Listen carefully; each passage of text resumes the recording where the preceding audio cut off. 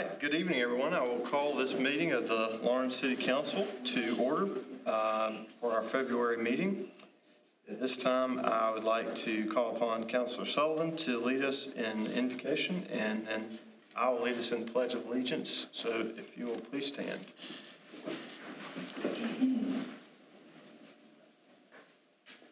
Heavenly Father, thank you for this day. Thank you for allowing us to meet once again. We pray that you enter into this room and guide us. Bless our mayor, the council members, all dignitaries.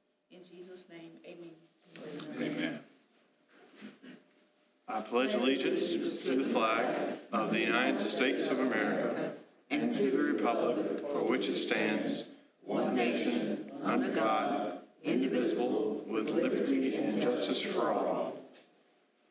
Thank you. Please be seated.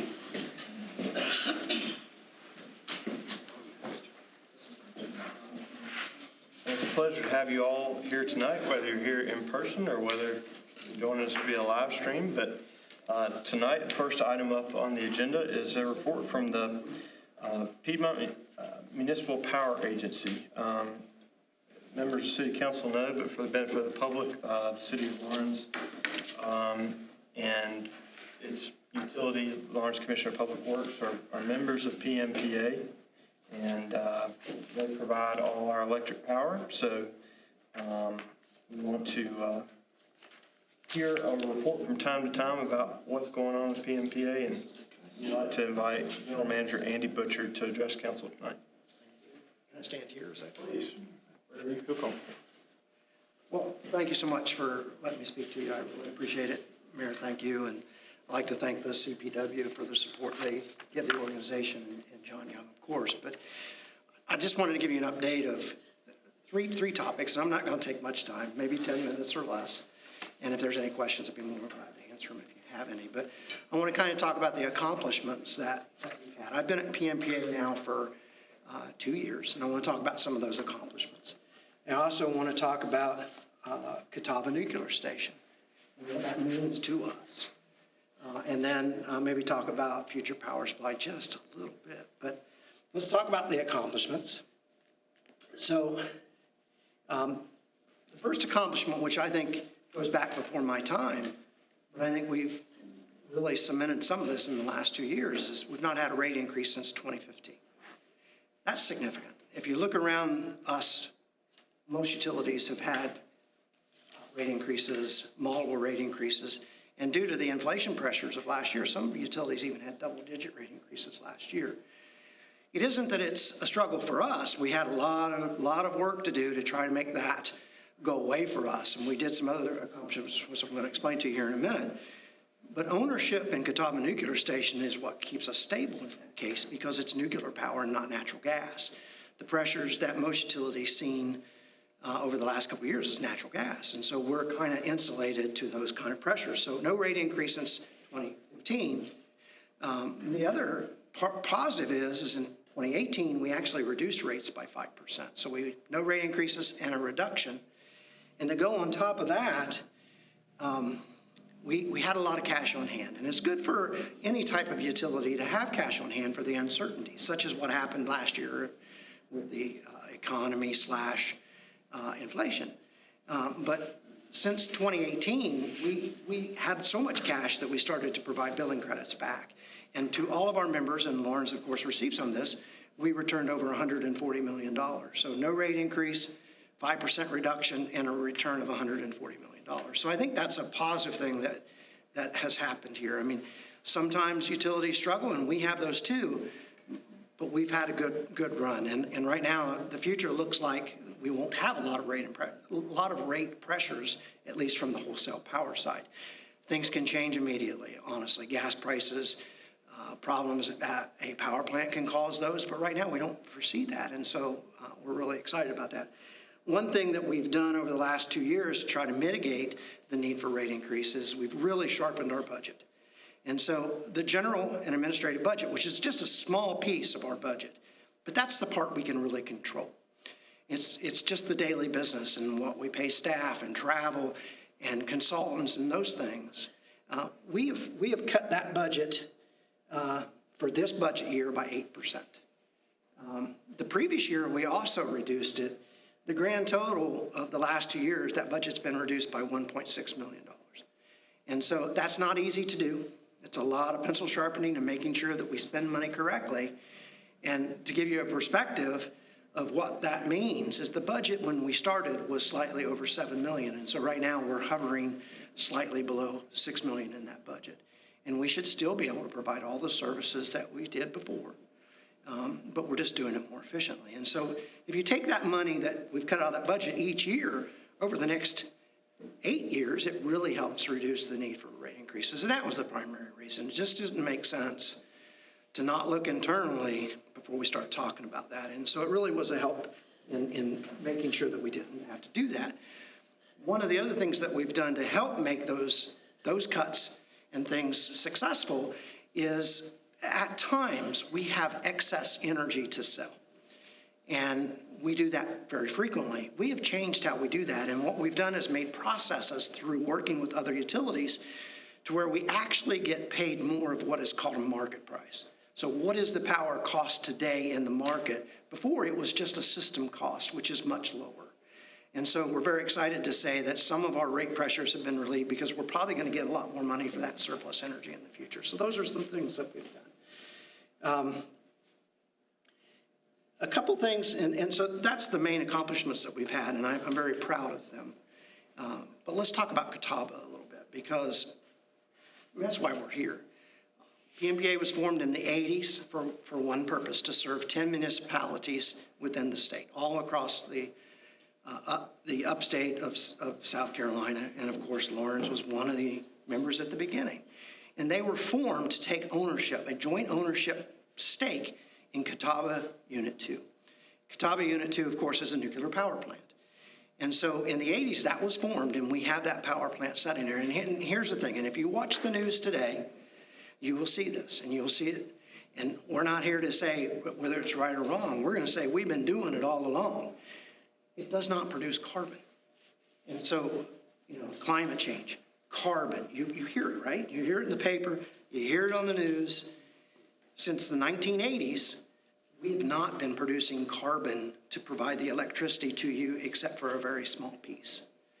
So 85% of the supply that we use for our 10 municipalities comes from the Catawba station, and it's carbon-free. A small piece comes from a gas contract with Santee Cooper, and that's gas. That gas does have carbon, but what we can say is that we provide, counting some hydro that we have, a 90% carbon-free product. So when you hear about climate change and you hear about utilities and how we're going to reduce carbon, you've been there since the 80s. So the effects that you have had on the environment here in Lawrence with your decisions from the utility has been minimal. And I think it's something to be proud of. Whether you believe in it or not, the climate has changed. So we didn't contribute to it, at least on the electric side. So I think that's a very proud moment to say about Catawba. And let's talk about Catawba just a little bit, because there's a couple things that I think is interesting. And so the first thing, Catawba Station contains 2 units, and we own Unit 2, but we have relationships on the entire facility. So that facility, which is close to Rock Hill, that facility produces enough electricity to provide electricity to 1.7 million customers within North Carolina and South Carolina. And so not only have we been provided carbon-free energy, all of them have. So it has a major effect to do that.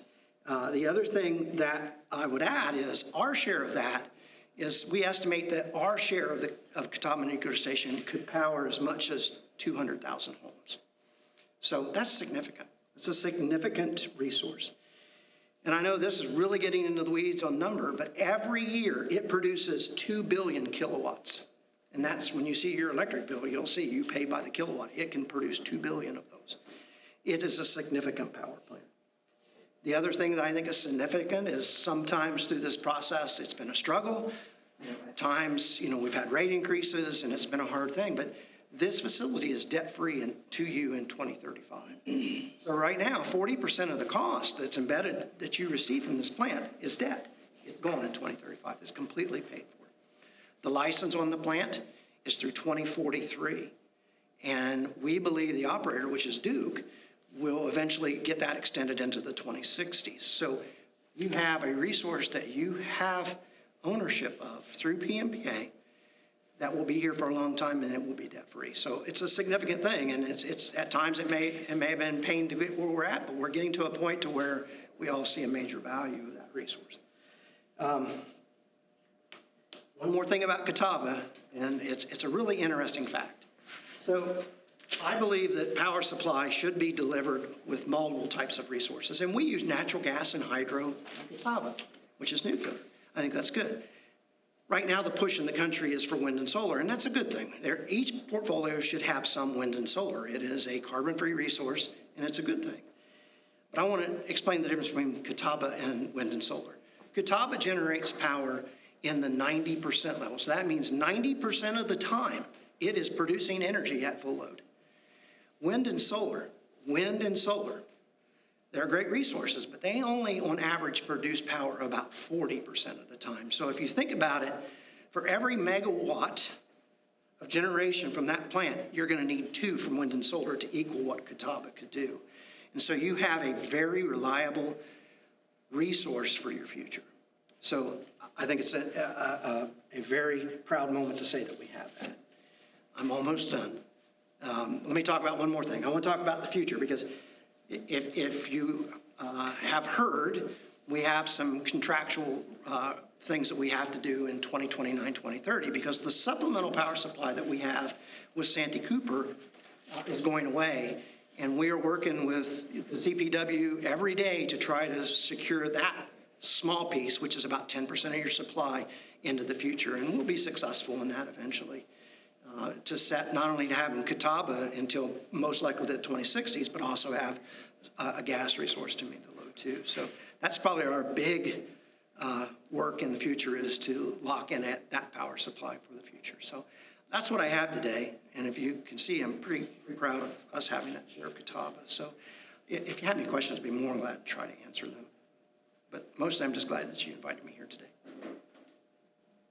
I often wondered about the wind and the solar doing power. You said it don't produce very much. They do. So, of course, one of the busiest times for need of electricity, especially in the winter, is at 7 o'clock in the morning. As people get up, right, and your loads really begin to grow. Solar isn't generating at that time because the sun's not high enough to do that. And so, and across the night, of course, it's at 0. And so it begins to grow as the day starts and as the sun comes up. And the other time to where solar has an issue with meeting your load is once you get into the evening and everybody gets home in the summer and they turn on, I'm probably guilty too. You cook, you do all the things in the evening, the load hangs up, but the sun's coming down. And so solar has some issues on those shoulder hours, but in general, it produces reliable power about 40 or about 30% of the time. So it does, but it needs to be supplemented with something for when it is not. When you look at wind is a different picture. And we really don't have a lot of good wind resources in South Carolina, except for maybe in the ocean. But out west especially, there's a lot of wind resources. And the way the wind works is it produces really good at night. It is always windier at night than it is during the day. And so when you look at a wind profile, they get highly loaded during the nights, and you'll see that profile drop off in the middle of the day. So wind and solar, when you put them together, they kind of complement each other. So a portfolio that has both is pretty strong. The difficulty with wind and solar, though, is it is what I call intermittent. And that means it decides when it's going to produce electricity, whereas Catawba, we decide, so it's not intermittent. And so they have to have backup resources to help meet it, because a cloud goes over, your solar drops. If the wind quits blowing, your wind stops. And I'll give you another tidbit that sometimes is overlooked. Sometimes too much wind is even worse. And what wind turbines do when winds start to reach 40 and 50 and 60 miles an hour, they begin to protect and they shut down. So they're intermittent. They're very good parts of a portfolio, but they have to have something else to help complement it. Without the sun, the solar's not very good. It's at 0 at night. I think they need to teach it how to use the moon, but I don't think that's ever happening. But, they're a really good resource on a good sunny day. And even days that it's overcast, they produce something. And so hence why they can generate between 30 and 40% of the time. but not 90% of the time. Thank you. Thank you. Mr. Butcher, I think a way that Katawa was explained to me one time, this is too simplistic of an explanation, but it's sort of, it's like a Lamborghini that we've been paying on for the past 40 years or so. Yes. We're very close to paying it off. And given the long life that we expect out of that asset, it's going to be nice to be able to drive it around for a while without any debt. Mayor, I mean, that is a perfect explanation. We have had a Lamborghini and we didn't realize what we had because it was costly because of the debt. And we're going to own that pretty soon and we won't have the debt. So that's good. From an economic development standpoint, people looking to do business in the city of Lawrence, I hope they hear that. Yeah. Thank you. Thanks for the comment. All righty. I do have a few remarks just as an update. I want to note the fact that it is Black History Month, and we celebrate that here in the city of Lawrence. And I want to take time at this city council meeting, as is our custom, to recognize that fact. We would not be the community that we are were it not for the contributions of every part of our community. And those contributions, many of those contributions, were overlooked for many years. And so it's a pleasure to be able to celebrate those aspects of our city's history and our culture that were overlooked and undervalued. This year, we celebrated the first city-sponsored Martin Luther King Day Parade. That was a tremendous, I think, sign of progress in the community. That rather than just having a crew from Streets and Sanitation tag along at the end of the parade, that the city said that this is something that should be celebrated by the city as a city. And it's my pleasure to take part in that this year, but it was so nice to see that done on an official level by other departments in city government, by members of city council. I had the pleasure of riding with Mr. Bolt and Ms. Campbell. It was just it was a great morning. I bring that up just to note that we want to celebrate the contributions of our community, not just on one day with one parade or in 1 month, one time a year, but it's important that we are a community that recognizes the value of diversity and unity 12 months out of the year. I thank the members of City Council tonight who have supported the efforts to do that, and look forward to maintaining that commitment into the future. It's my pleasure to report that I just returned from the Riley Mayor's Design Fellowship, which was held in Charleston this past weekend. This is my second time attending that. My first time attending was as a fellow who had been asked to participate and present some of the challenges that we had in Lawrence, and work together with graduate students and other elected officials and design professionals to sort of come up with good solutions for some of Lawrence's challenges. This time around, Lawrence was presenting as the model for how to go about using smart design to encourage sustainable growth. And the city of Lawrence was literally teaching cities like Beaufort and Florence, smaller communities like Williamston and Ridge Spring, we have lessons to share across the state, but it really is a pleasure to be seen, for this city to be seen as an example of how to do things right, and to show what works. And so I just share that with all of you, because I hope it makes you as proud as it does me, that we're on the right track. As I announced at our State of the City address, we are having our ribbon cutting at the Capitol Theater on March 2nd at 5:30. So I would ask all of you to make plans to attend that if you can. That will be on the esports venue portion of the Capitol Theater. They're continuing work on the cafe portion of that facility, and we'll work with them to make sure that work is brought to completion. But they're excited to begin their esports competitions in that space, and we're looking forward to being able to use it as a city. And so that ribbon cutting will happen on the evening of the 2nd of March. 5:30.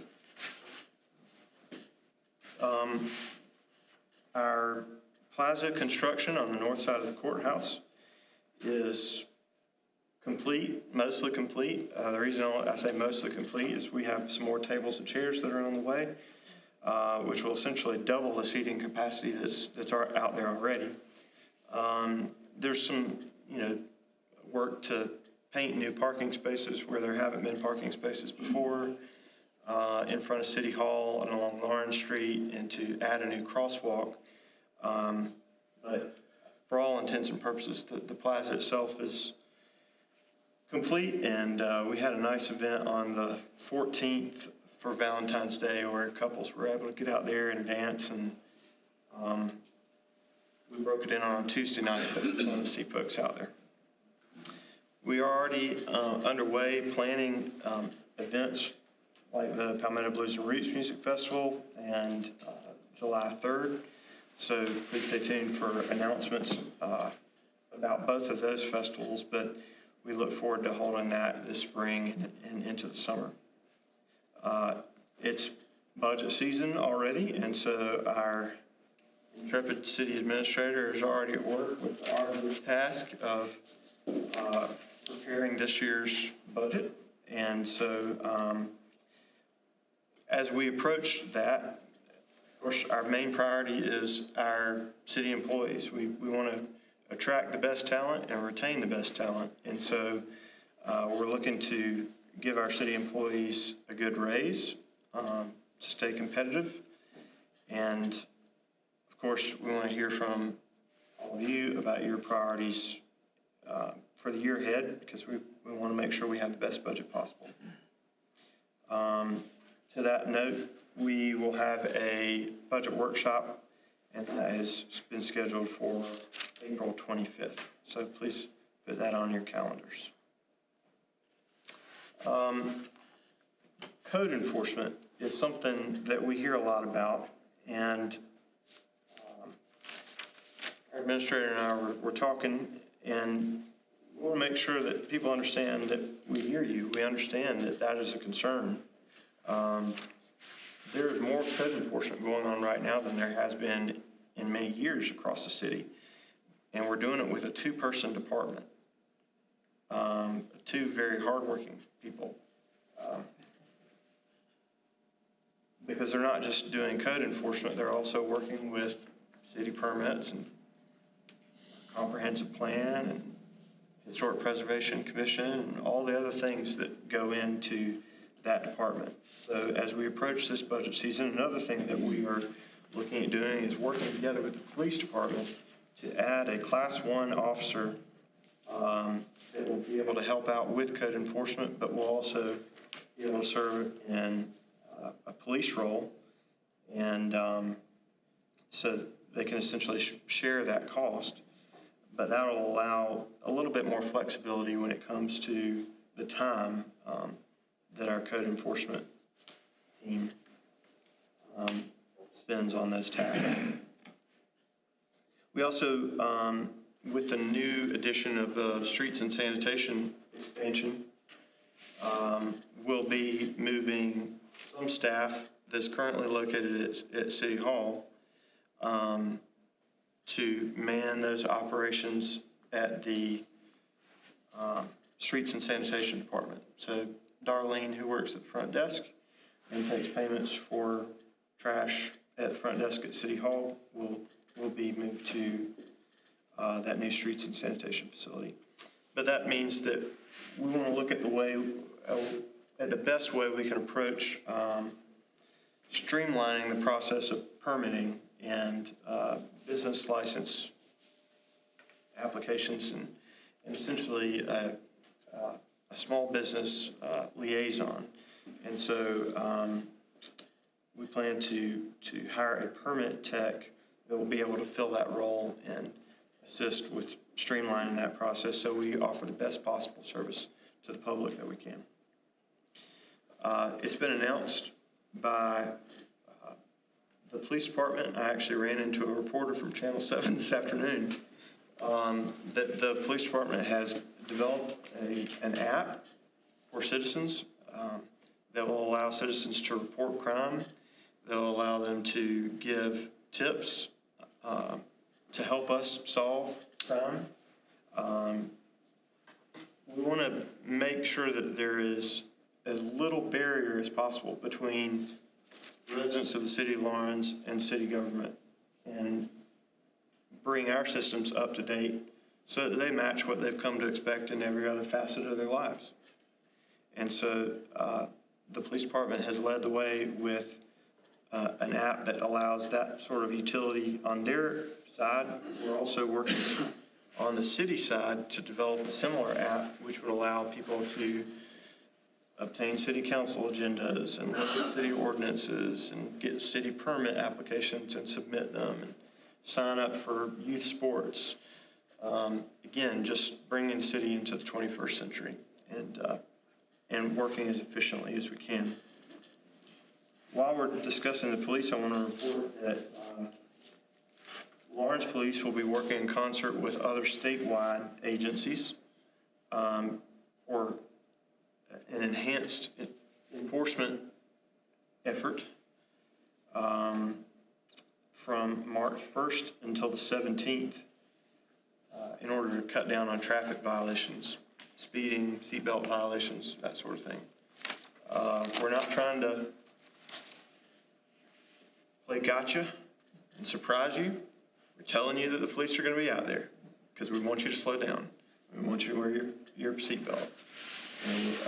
So be aware, they're going to be out and they're going to be looking for violations of the law. So it's just all part of having a safer city, but hopefully a well-informed public will just do what they're supposed to do. We're continuing to work on our comprehensive plan. We have collected hundreds of online surveys and held 6 different public input sessions. And now that input from the public is being compiled to put in sort of a draft form. To that, we will add some additional information based upon interviews from key stakeholders across the community,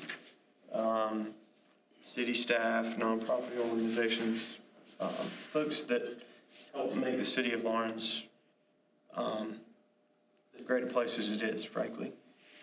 And once all that input is combined into one draft document, it will be presented to the public, and the public will again have additional opportunity for input and discussion. The main thrust of this, though, is as we're developing this plan for the next 10 years, it needs to reflect the desires of the community and to be the product of as much community input as possible, but also be able to benefit from the expertise of trained professionals who are able to give us the benefit of their education and training. To that end, one of the things I can share that I believe is necessary is an overhaul of the way we approach land use in the city. there are better ways of approaching this need than the way the city has done for many years. We have to enforce the law that's on the books while it's on the books, but as we're planning for the next 10 years, I think it would be foolish not to take a look at lessons we can learn from our own experience and the expertise of others so that we come up with the best possible system. All that to say, one of the things I hear frequently is that the community wants to make sure that we don't lose the character of Laurens. We don't want to lose the small town feel of Laurens. And so what that looks like, what that means, is defined by the input that we receive from the public. How we do that should reflect the best knowledge and experience we have at our fingertips. And so we're working to not only come up with an overall comprehensive plan, but to make sure that land use is something we take a good hard look at. Ultimately, after we receive that public input, it'll be presented to City Council, and we'll hopefully adopt that by ordinance. I'll remind everybody that we have trash pickup that begins this next week. So beginning on the 27th, the city will once again, after more than a decade, begin its own city trash pickup service, Monday through Thursday. And we'll sort of use Friday as a catch-all day if there's anything that needs to be addressed. We received funds from the capital lease that the City Council approved at our last meeting in January, and we're working with neighboring municipalities to lease temporary trash trucks until the ones we have on order come in this spring, summer. We have a very important, very exciting announcement that I will just tease regarding our seniors program. And we have scheduled a press conference at the Ridge for Friday at 1 p.m.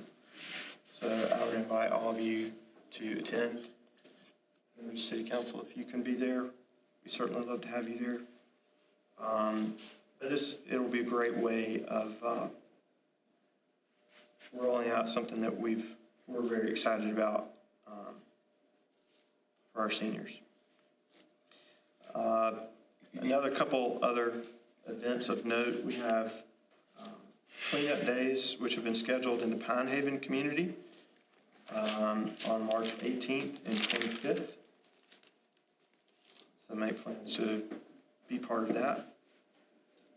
And we have a community meeting in Ward 3 that's scheduled at the Ridge that is scheduled to take place at 6:30 on February 28th. I appreciate Ms. Campbell's work to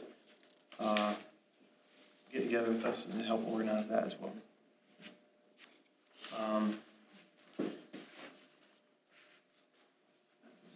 Hopefully the takeaway from all those things is every part of our community matters. Everyone in our community matters. And I think these are just sort of tangible, visible examples of how we want to grow our city, but grow it together. And grow it in a way that looks out for everyone. Alrighty. That brings me to the end of my report. The next item up on the agenda is a public participation and comment period. Mr. Administrator, do we have anybody that has signed up? I see that we have not. And so that moves us on to the next item on the agenda, which is the consent agenda. Consent agenda includes approval of the council agenda for tonight and the minutes from our meeting of January 19th. Do I hear any motions concerning the consent agenda? No move to accept the agenda. A motion from Ms. Miller and a second from Ms. Lattimore. Is there any discussion? Hearing none, I call the question. All those in favor of approval of the consent agenda, please indicate by saying aye. Aye. Any opposed, no. And the agenda is approved. Moving on to old business, we have just one item of old business, which is a general obligation bond. It's an ordinance to provide for the issuance and sale of a not exceeding $1 million general obligation bond, Series 2023, of the City of Lawrence, to prescribe the purposes for which the proceeds shall be expended, to provide for the payment thereof, and other matters relating thereto, which in English means that we are buying equipment to expand our streets and sanitation facility, and stop kicking that can down the road after many years, and to ramp up our capacity to offer that service to our residents. So, do I hear any motions concerning the GO bond? I'll make a motion, we proceed with the general bond for that purchase of the, what, 100 million to purchase these equipment for our street and sanitation. Thank you, Councilor Bolt. I think the first one to get in a second after he actually completed it was Ms. Millicent Lattimore. Y'all are fast on the trigger there. So we have a motion and a second. Is there any discussion?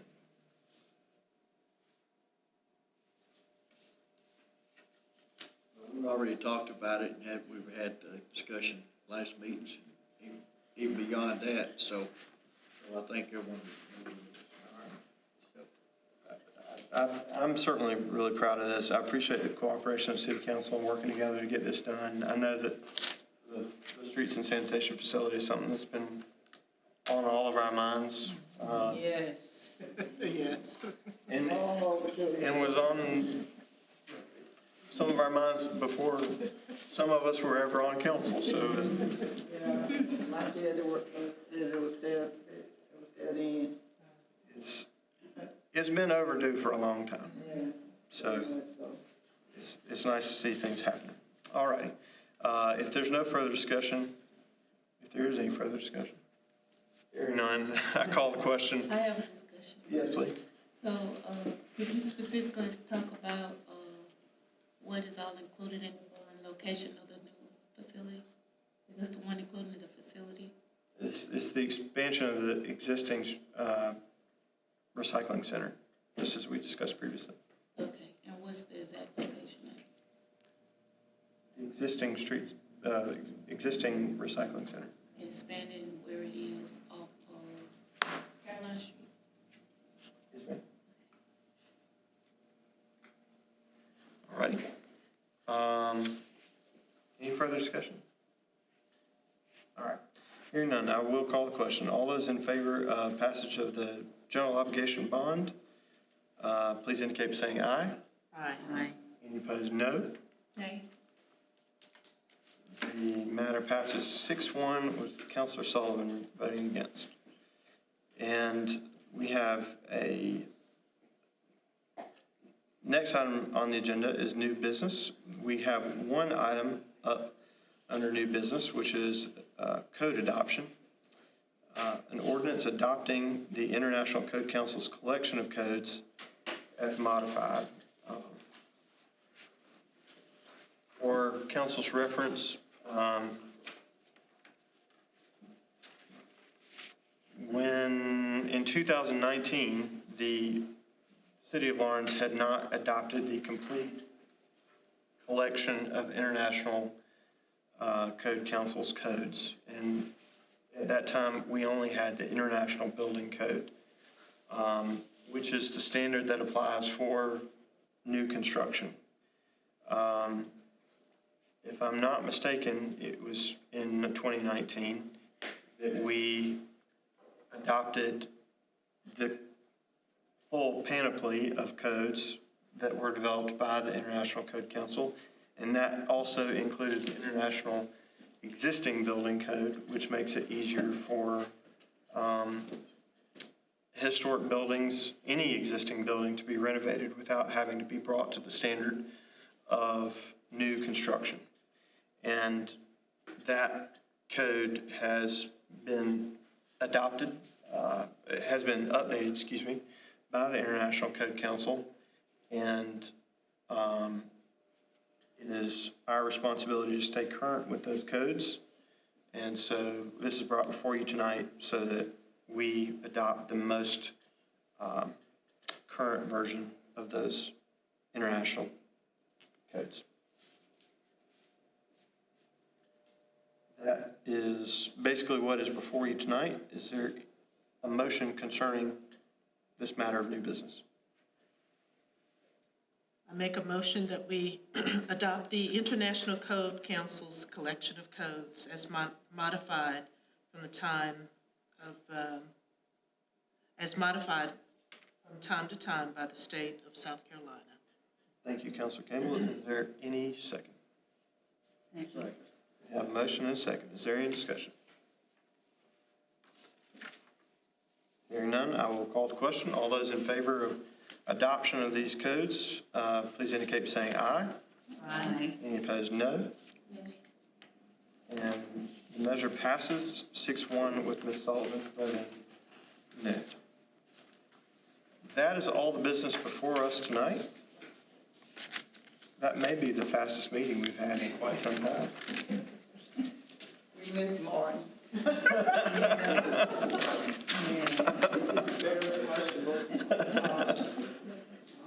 don't know if the clerk wants that on the record. But before we get in any trouble, Mayor Pro Tem, do I hear any motions from you? Yeah, I make a motion that we adjourn. Second We have a motion. motion and a second. Is there any discussion? Hearing none, we are adjourned.